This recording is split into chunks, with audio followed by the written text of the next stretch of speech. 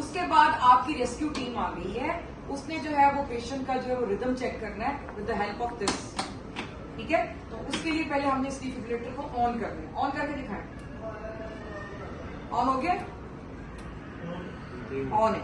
अच्छा, अब उसके बाद जो है वो हमने क्या करना है कि देखना है चार्ज है। कहाँ से पता चलेगा चार्ज है? येलो लाइट ये येलो लाइट नजर आ रही है लाइट। ठीक है, उसके बाद आपने ये निकालने हैं, निकालो। एक आपने रखना है स्टर्नम पे और एक रखना है आपने एपिक्स रखें। नहीं, जेल की जरूरत उस वक्त होती है जब शॉक आपने देना है। आपने सिर्फ अभी रिदम चेक करना है। ठीक है, तो आपने ये एपिक्स पे रखा और ये स्टर्नम पे रखा। अब यहाँ पर रिदम आ जाएगा आपकी कि वो कौन सा रिदम है। सपोज वो वी टैक है या वी फिप, दोनों का एक ही प्रोटोकॉल है। ठीक है, कि आपने सीपीआर करनी है। ठीक है, आपका अगर वी फिप या वी टैक आ गया तो सबसे पहले आपने उसको शॉक देना। ठीक है, तो 300 जाउल से आप जो है वो स्टार्ट करेंगे। बुक्स में लिखा हुआ है 150, 200। ठीक है, लेकिन यूजुअली देखा गया कि वी टैक और वी फिप 300 या 360 के बगैर वो नहीं गुजारा होता। तो सपोज अगर वी टैग या वी फिप आ गया तो आपने यहां से कैसे सेट करना है 360? बताएं। आगे क्लोज आई सेट, इधर सेट करो 360।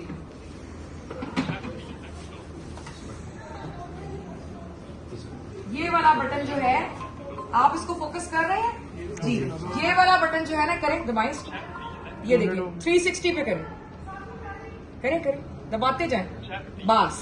उसके बाद जो है ना वो आपने चार्ज का बटन दबाना है। कहाँ है लिखा हुआ चार्ज? ये दबाएं। ये यहाँ लिखा हुआ आ गया है चार्जिंग, यहाँ लिखा हुआ आ गया है चार्जिंग। ठीक है, अब इसने दोनों पेडल्स को पकड़ना है, जेल लगाना है। ठीक है, और यहाँ पर एक बत्ती जल जाएगी साइड के ऊपर, ये वाली बत्ती नजर आ रही है, ये लाइट, ये लाइट जल जाएगी। इसका मतलब ये है कि चार्ज हो गया है। Now we are ready to deliver shock. ठीक है, तो जैसे ये बत्ती जलेगी ये उसी तरह रखेगा। तुम्हें बुला रहे, भागो। स्टर्नम पर और एक एपिक्स पे, एपिक्स वाला थोड़ा सा ओब्लीक रखता है ये ऐसे। ठीक है, और ये कहेगा everyone clear, and then we will press the button simultaneously. एक झटका लगेगा और उसके बाद ये दोबारा इलेक्ट्रोड वापस रखेगा, and then we will resume CPR. ठीक है, 5 सीपीआर उसने किए, एक साइकिल कंप्लीट हो गया, रिदम चेक किया, शॉकेबल था वी टैक या वी फिप। ठीक है, इसने फौरन 360 जाउल्स के ऊपर उसको चार्ज करके शॉक डिलीवर किया। Now he will resume CPR. जी, रिज्यूम करें सीपीआर। अब दोबारा देखें, ना तो इसकी रिस्ट मूव कर रही है, यानी यूं नहीं हो रही, ना इसकी एल्बोस कर रही है, वही 30 टाइम्स करेगा भाई।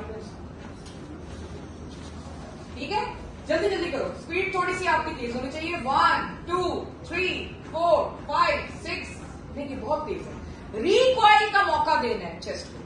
ठीक है, यानी कि चेस्ट ऊपर आए। अगर आप उसको मुसलसल प्रेस रखेंगे तो फिर हार्ट को टाइम नहीं मिलेगा ना फिलिंग के लिए। फिल भी तो होना है ना, उसने थोड़ा रिलैक्स होगा तो फिल होगा, कॉन्ट्रैक्टेड हालत में तो फिल नहीं होगा। और फिर ये 2 टाइम्स जो है उसको कंप्रेशन। जब 5 दफा ये ऐसे कर लेगा, 5 दफा ऐसे कर लेगा, यानी दूसरा साइकिल कंप्लीट हो गया, सेकंड साइकिल, तो दोबारा ये रिदम चेक होगा इसी तरीके से। जैसे मैंने सपोज दोबारा वी टैक वी के बाद, तो दोबारा 360 जाउल्स के ऊपर जो है इसको शॉक डिलीवर होगा और तीसरा साइकिल ये रिज्यूम कर लेगा। एक दफा एम्बो कटे। The problem comes in एम्बो।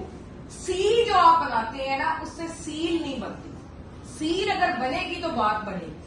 ठीक है, ये इसका तरीका क्या है कि चेक करने का? इंडेक्स और थंब, इंडेक्स और थंब।